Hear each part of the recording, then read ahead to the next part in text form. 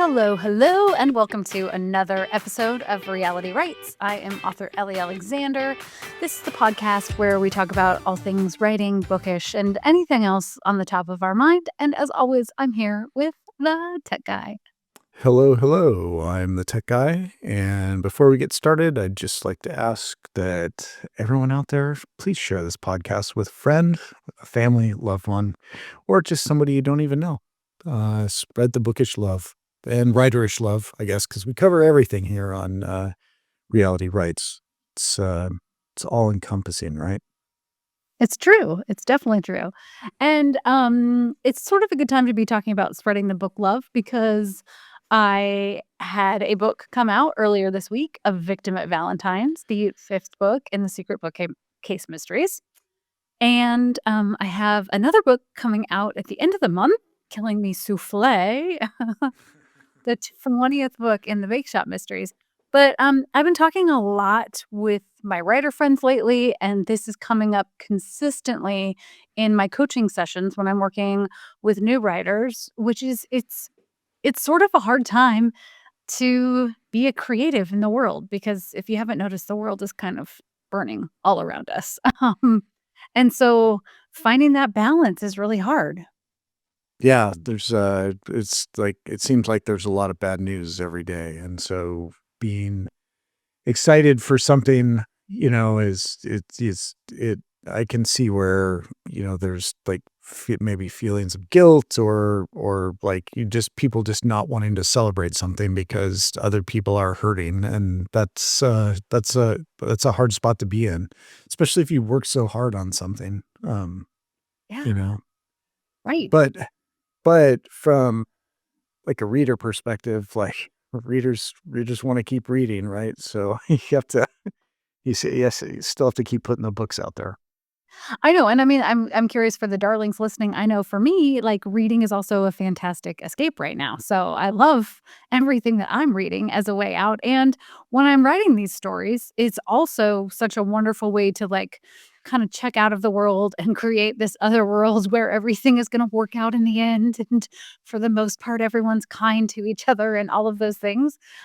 So my slant and my coaching talking points to new writers in this space is always like, no, we need more stories. We need to be creating. We can't hold it all together at once. And so having those moments of escape is important. Now, it's harder in practice for me to Right. give myself that advice. It's much easier for me to tell somebody else that. Yeah. Yeah. So let's celebrate the release of A Victim at Valentine's. A victim at Now Valentine's. I and I have lost track. That's terrible because I'm part of this. Even if potentially, yeah. But this is book five? Is This that is what you're book saying? 5. Yeah. Okay, book five. Yep. Yeah. Okay. Book 5. In a year, like less than a year. Yeah. Yeah, Not even right. Yeah. this series has gone from 0 to 5 books in less than a year. Exactly, and we're gonna talk about book 6 at the end of this episode. What? I know, it's true, but so I'm gonna hold up the cover for all the darlings not watching, I apologize, but this is currently my favorite cover because it has all of the Valentine vibes in it. It does, yeah. Are those balloon yeah, those are balloons, heart-shaped They're heart balloons. balloons, Uh, it's a view into the, sitting room at the secret bookcase, and my favorite part is there is, a little nod to a crow because when I was writing this book, of course, it was, like, the middle of summer and super hot, and I was swimming every day at our local little community pool, and I had 2 crow friends who I have talked about before, Jekyll and Hyde, who befriended me and who, started bringing me little trinkets, and so that storyline, of course, worked its way into this book, which was so fun. Nice. Yeah, yeah, you were, disappointed when the pool closed for the season because no more crows to feed. No more crows to feed, and literally in my swim bag, I would have, like, my sunscreen, my rash guard, my hat, and then peanuts, and they got so used to me, and they would do these, like, cool flyovers and, like, hop along the pool next to me, and thanks for bringing them peanuts, and then, yeah, they brought me, like, stickers, and then at one point in time, I know we've already talked about this, but they brought me keys, and it's Somebody geez. apologies to, whoever left your keys at the pool because the crows have them. I know, but that led to me thinking, well, we should like this could be a story like of, like an older man or woman living alone, and they befriend a murder of crows who they start feeding, and then this person could train them to be like their gang, essentially, to go out and steal for them, and like start training them to bring money back, like make a living off of a murder of crows. And when you say, like, an older single man, are you pretty much just thinking yourself, like, you'll just quit your job Totally. and have a murder of crows? Well, I mean, Oh, everybody's the gotta, you gotta have a backup retirement plan, so, I mean, right. I'm not saying that that's mine, but I'm not saying that that's mine. Okay, okay. Okay, just yeah. I'm not saying it's alien. I'm not saying it's crows, but I've been or doing a lot of research on crows, on the American, crow, so, yeah, you never yeah, know. so I won't give away any spoilers, but there is this little secondary thread that runs through this particular book, and the crows are involved in, kind of helping Annie solve the murder, which is, I don't wanna say it's not plausible because I did a deep dive on crow research once I started learning. Well, you and, Sky Guy, our son, were really encouraging me to feed the crows and say what they would bring me. Well, because there One are might so I mean, say. you go on the internet and you can watch it, like, there was an article I remember, it was like this was like 20 years ago, it was, in Seattle, a young girl in Seattle that I think they lived in an apartment complex on, like, the 4th story or something, and she started feeding crows, and then, one day she noticed that they had brought, like, like a washer or a nut or something, for like a steel nut, like for a screw and or bolt, and she was like, "Oh, that's interesting." So she kept feeding him, and then the gifts started changing. It was like earrings and, necklaces and things. Just started she started having, and I remember distinctly there was a picture in the paper of like over 100 things that these crows had brought for her, and it was amazing. So we wanted to see you get to that point with these crows, Yes. but I didn't quite get to that point, but, maybe in the book Annie does, and, we'll have to see. We'll just, leave it at that, but crows are incredibly brilliant is what I learned in my research too, like, people have trained them. I mean, they can open, like, vending machines to get peanuts, and they'll go for, like, higher levels of nuts if, like, you train them based on, like, "Oh, you can just start with these, like, gross sunflower seeds," and they're like, okay, bring me something better," and working all the way up, yeah. yeah, yeah. No, they're very intelligent. They can use tools. They can Yep. make and use tools because there are like studies and videos that show them bending paper clips to make hooks to be able to pull food out of a tube where they couldn't get their head in to get the food, but they would use it like a hook to pull the food up out of the tube. It's just incredible. So clever, those crows, and I sort of love reclaiming them because I think especially in the mystery genre, crows are always used as these harbingers of, like, evil or something, and that is not how they appear for Annie and Fletcher in the series. They're definitely, they're guardians and protectors, and this is the first book in the series where they make an appearance, but I will tell you, they are going to continue now to Oh, make even more appearances, yes. okay. All right. And when I first started this book, I just had a touch of the crows in the story, and then when I sent it to my editor for her first round of editorial feedback, she's like, "I love the crows. Can we do more crows?" I'm like, "Sure, yeah. Let's go all in on crows." That's awesome. Very cool. Um, well, I thought we would give Darlings a little overview if you're not familiar with the series, and, then I want to give you a little peek behind the scenes in terms of, the characters because they all have little Easter eggs in terms of their names, and I'm curious if anyone has picked up on them yet. So, as you mentioned, this is book 5. This series is set in a fictional town in Northern California, Redwood Grove, which is kind of a mashup of quite a few places. Los Altos, Redwood City. There's a touch of kind of the Santa Cruz Mountains. And then it is centered in an Agatha Christie inspired bookstore, which is in an old English estate. So think like Pemberley, like Jane Austen. And that is a real place, which we've talked about on a previous episode of Reality Rights called Philoli, which is a gorgeous garden here not far from us. Mhm. Yeah, that place is amazing. It's amazing all year round, but especially around the various holidays throughout the year. Exactly. And so Annie Murray is a former criminology student. Her best friend Scarlett was killed right before graduation, and she spent the last 10 years trying to solve that cold case, as well as working at the Secret Bookcase, this Agatha Christie inspired bookstore. And over the years, she's kind of opened herself up more and more. And in this installment, we are going to learn a lot more about Scarlett's murder because that secondary subplot has been running through all four books up until this point in time.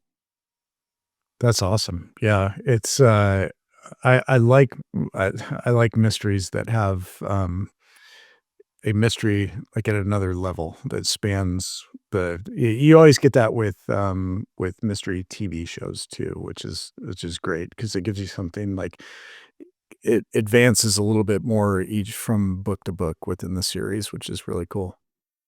And one question that I've been getting bombarded by the darlings is, when are we going to know about Scarlett's murder?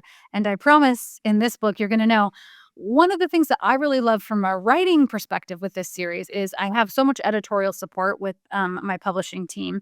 And also, their model, like you alluded to at the beginning of the podcast, is very different. So, the first two books released last June, and then book three in September, book four in December, book five book 6 will be coming in a few months. And so it's easier, I think, as a writer to, for the lack of better wording, string readers along a little bit with that Scarlet subplot because you're not having to wait years in between books. Because that can be really frustrating with a subplot like that because each book you're finding out, like you said, that little nugget, but if you're having to wait years and years and years to have any resolution, I know for me as a reader or as a watcher of TV or movies that do that, it can be frustrating.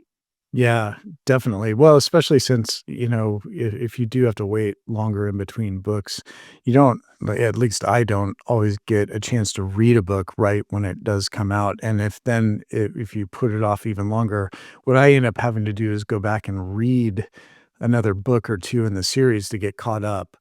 That's where it's like you wish you had the little like previously on.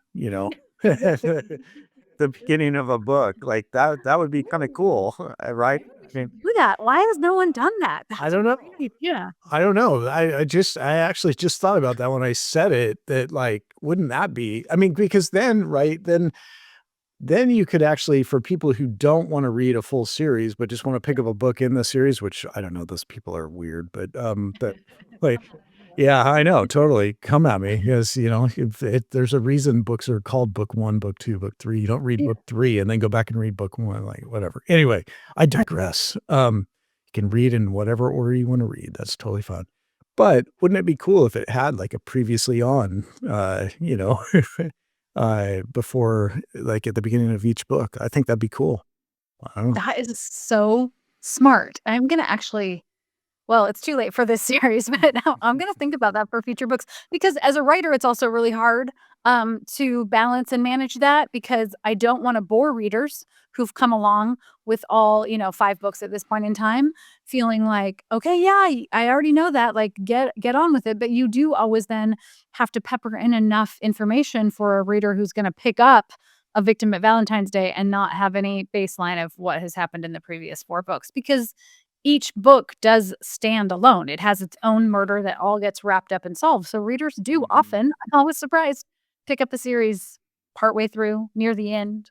Yeah, yeah. Well, and characters come and go too. Yeah. So it's like you because I know because I've seen reader questions come through for you, like not maybe not yet for this series, but definitely for your Bake Shop series, which is now going on 22 books, where you it's like, wait, where did this person come from? And you're like, well, what book are you reading? Well, book 8, have you read the first 7? No, I just started right here. And it's like, or I started on book 7 and you're like, well, there, like it just, if you read out of order, you're going to get like, maybe this character is now appeared, or maybe that character disappeared 3 books, or they moved out of town or whatever happened.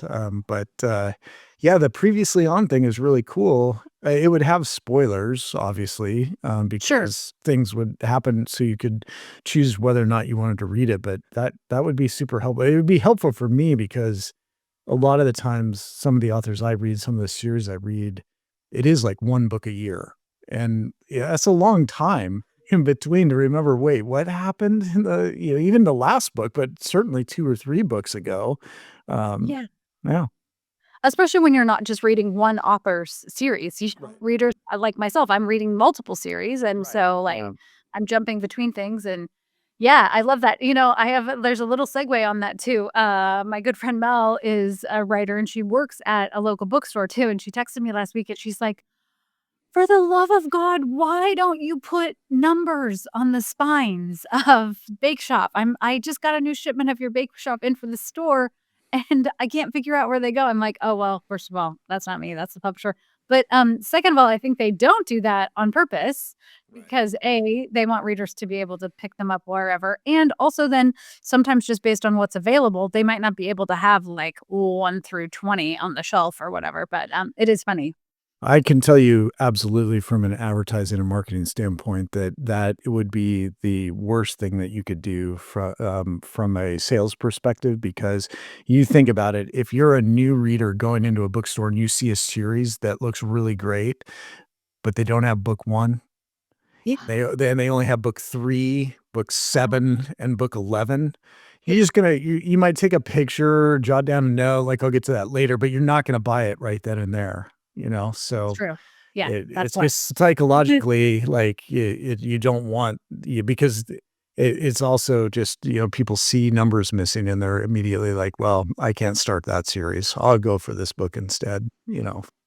I mean, that would be me because I do feel like I have to read a series in order, so Yeah, yeah. yeah. Uh-huh. And, like I said, some people might not care about that, but I there are enough that would, that from a marketing standpoint, it wouldn't make sense to number them on the spines. Tune in, darlings, tell us. Chime in, I should say. Right, yeah. What are your thoughts on starting a series out of order? This is a controversial topic. I've Oh, brought it up so many a don't time, yeah. but Please don't chime in on that. It's gonna be like, yeah, great. Here we go. Um, We about okay, but talked back. about, like, dog-eared pages versus Oh, yeah. bookmarks, ebooks versus Leaving the print books, tab. like, hardcover versus paperback, like, what else can we like, there's, like, the the the reading world is more, um the camps are more solidified than, like, Yeah, Apple versus Samsung when it comes to mobile phones. very It's true. just it is just bizarre how, it's a very passionate bunch. That's all I'll Good, say. passionate bunch. We should do a podcast all about that, just, like, hitting on every, like, topic that. Pros and cons, yeah. Yeah. Yeah, yeah. The Yeah, controversial world of reading. yes. It has nothing to do with book content or No, anything. It's like, yeah, yeah. you But maybe, annotate? hey, maybe this is where we could find the common ground for everybody. It's like, Could be. maybe probably not. It's Probably probably not. not, yeah. Probably not. You never know. Okay, but back to this series and A Victim of Valentine's Day. So the premise of this book is that Annie is hosting a completely immersive romantic matchmaking weekend at the store. So this concept came about in a few ways. First of all, and we talked about this on a previous episode too. We used to always have bookstore date nights. So we would go to the bookstore, get like a fun coffee and a treat, and then go our separate ways, browse, come back with stacks. It was perfect. So that was kind of in my mind, and then there are quite a few of my favorite indie bookstores who do blind dates with a book where they just wrap books in craft paper, and they usually have, like, a few little, like, clues, a few notes about, like, spicy or not spicy, romance, this one might keep you up at night, and then you just get to buy a book and have no idea what you're about to read. Um, and then thinking that the bookstore is a great place potentially to find love. So for this book, readers are getting matched for the weekend and they have to go and do all these sort of adventures. So like a scavenger hunt throughout the bookstore and there's a hike and like coffee and speed dating and the whole thing. So I love that for myself, which is why this concept came to be. I just came up with, uh I'm gonna write it down now. I'll let you take the next topic because I just came up Okay. with a great, rom-com idea based on what you're saying, so cool. Okay, well, Okay. you work on that because Okay. then after I wrote this, like I said, I think last June or something, and I'm in the pool. It's summer. This book is set in February. It's kind of stormy. It's dark and stormy. They're, cozying up in the bookstore, all this delicious stuff. And then I get an email a week or so ago from my local bookstore here, Least Favorite Books, and they are hosting for Valentine's Day a book date night, and there's gonna be a scavenger hunt through the store and all these things, and I have not told Lee or any of the staff about this concept or this store here or whatever, so I scored us tickets, so that's what we're Oh, doing for nice. Valentine's. Oh, okay, good. I'm the suck. I know. Woo! No, that's Um, okay. You already saw that, I came home today with your Valentine's present and put it in the fridge, so don't look in that green bag that's in the fridge. okay, okay. I'm gonna go peek in the green bag next. I'll let you know. But we'll try to document our book date store, our book night at the date store. No, our date night at the bookstore. There it is. And hopefully there won't be a body. I don't think so. But you never know. You never know. You never know. I mean, it depends on how well the dates go, I guess. That's true. Yeah, I might there could be bodies. I don't know. Could be bodies. It is Valentine's Day. Would be dangerous. Yeah. Yeah. And then the other thing that I thought would be fun to share, and this will be a little teaser for anyone who is new to the series, and for those of you darlings who have maybe already read the first book, the first couple books, maybe you're all caught up in this series. You might already have an inkling of some of the characters' names. So uh, the first character that gets introduced in book one is Hal Christie.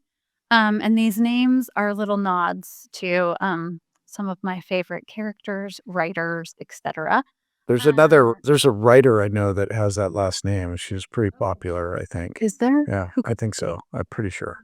Pretty sure. Yeah.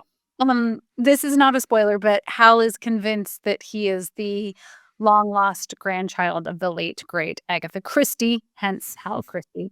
And there is a little thread that's running through this part of the series where he's still trying to convince people that it's true. And there's going to be more to come with that. That's what I'll say for now. Ooh. Hmm. Hal owns the secret bookcase, and he has lovingly restored the store over the years and, like, made the estate into the wonderful, charming space that it is, but he's also getting up there in age, and he's gonna maybe be ready to retire soon. So, we'll continue to see him as the series goes on, but he may be taking on a different role, let's just say that. Then there is Annie's partner in crime, Fletcher Hughes. Ooh. Emphasis on Fletcher. Yeah, I seem to remember some sort of amateur detective with that name. Wasn't it was a woman. Could be a woman. She and it wasn't her first name. It was not her first name. Cabot Cove, anyone? Darling, you're here? Yeah. Maybe. These are easy. Come on, these are soft. You got it. Annie's best friend who died, the cold case that she's working on, her name was Scarlet. Oh, Ooh. As in I got it. a favorite. Oh, you already have it? You wanna give a clue as to how I could have. You took it from me. I was gonna say that. I was like, could you get blue? But no, yeah, you already did it. So Sorry. Great minds think alike. Professor Plum is also Annie's cat, the who cat. was originally Scarlet's cat, but Annie adopted Professor Plum, so, you know. There is like a quick aside here. Some of the darlings have heard this, and others probably haven't. But you, prior to you writing cozy mysteries, you were still are, but you were like a at the time a prolific cozy mystery. Like you devour so that I could never keep up with them. But every birthday, holiday, Christmas, whatever. I would get you Cozy Mysteries. And I needed to enlist the help of our son, who at the time, was like 4 or 5 years old. And he remembered like every book, but most of them he could remember based on the animals that were on the cover. And to this point, Right. you've never had an animal on the cover of your mysteries except for No, this series, which Professor Plum appears on the cover of each book. every book. It's true. I've never had a pet in any of my series Yeah. either. It's a game changer. And Professor Plum is involved in some of the reveals of clues, even we might say. And he's one of Annie's most trusted listeners, too. So He's secretly he the does play a killer. vital role. He is the killer. Yeah. Serial cat. What's the title for that? Yeah. And Nice. Yeah. Love it. Um, so Annie, this might be harder. Annie is a nod to not something mystery related, but in the literary world, one of my favorite fictional characters growing up. And I think that Annie would be the adult incarnation of this character in some way. And I bet that many of the darlings will know. I doubt that you will know because I'm sure you didn't read this series growing up. Was it Anne of Green Gables? It is Anne of Green Gables, yeah. Oh, bonus Yep. points for the Nailed it. Nailed it. nailed it. I knew it wasn't like Little Orphan Annie, so I just that's like, Could have been. that's yeah, but I knew like when you said literary world, I was like, okay, it's got to be Anne of Green Gables. So yeah, Yes, exactly. If Anna's all grown up, I could imagine, like, Annie sharing some of the, like, precocious tendencies and, yeah, that's where I kind of drew inspiration, see, and then I know what's things. that? I said, I see, know, I I'm know perfect. things. Yeah. Yeah, well done, well done. Bonus points to the tech guy today, darlings. And then, the last 2 characters who kind of round out this world are her, love interest, Liam, and her best friend, Priya. And for these 2 characters, I did not go with literary/mystery inspiration, but I did what I often do when I am starting a new series and trying to find my way into a character's head. This happened with Juliet, Jules, for the Bake Shop series. Once I landed on the name Juliet, so many other things fell in line about her and her world and her romantic tendencies and all of that. So, I searched for names based on attributes that I wanted for the characters. So Liam, this is a fun little fact. Liam is male, spelled backwards. And I thought that was like a fun little book nod, like book mail. I talk about book mail all the time. But I looked up the word like warrior, protector, guardian. And Liam Said tech guy. is yeah, I did. Yeah. Very much. Mhm. Okay. Um But I also learned in what that else did it say? Yeah. I love that it was like tech guy. Yeah. And then there was your picture and a little like alien Star Wars Right. Totally. mashup. Mhm. The little green men meet Darth Vader. Okay. No. I didn't know this, but it makes so much sense, is Liam is also short for William. It's the end of William. And I Oh, never I knew didn't that. know that. I didn't either. I know. And, William was my grandfather's name, so, then I was immediately like, "Okay, here's the guy," and I started sketching him out from there. And then Priya, Pri for short, the name Priya means beloved, dear, and cherished. And what I wanted with Priya is because Annie has had such residual grief from losing Scarlett, especially during such a formative time, in your early 20s when you're just getting ready to strike out in the world. And she died in part because of this case that they were looking into together for their college thesis. I wanted Priya to become Annie's, like, confidant and dear friend and, like, most beloved person in the world, and to show Annie that, she can build new friendships and these connections, and so once I found that name, I knew that one was perfect too. Cool. That's awesome. Little insider. Yeah. Behind the scenes. Behind the scenes. Loving it.